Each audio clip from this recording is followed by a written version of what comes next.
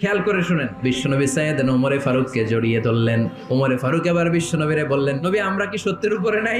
অবশ্যই ওমর, তুমি সত্যের উপরে আছো। ওমরে ফারুক বললেন, তাহলে লুকায় লুকায় আর দাওয়াত দেবো কেন? আমি তো কালিমা পড়ে ফেলছি, আসেন আমার সাথে বের হই। বিশ্বনবী বললেন, ওমর এটা মাক্কি জীবন, এখানে আমরা একটু গোপনে গোপনে দাওয়াত দিতে চাই। ওমরে ফারুক বলে, না, আমার দায়িত্ব, আমি একটা মিছিল দিতে চাই নবী।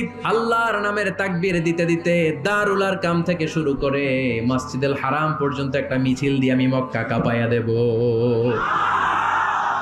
অনুমতি দেন। বিশ্বনবী দিতে চায় না।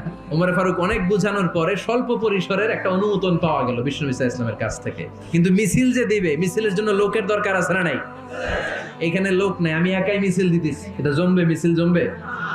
খুঁজে উনি 11 জন মুসলিম সাহাবা পেলেন। ওমরে ফারুক বললেন, 11 জনই সই, এই 11 জন নিয়েই আমি আল্লাহর নামের তাকবীর দেব। 2 লাইন করলেন, পেছনে 6 জন, আর এই লাইনের নেতা বানালেন বিশ্বনবীর চাচা হামজাকে, আর সামনে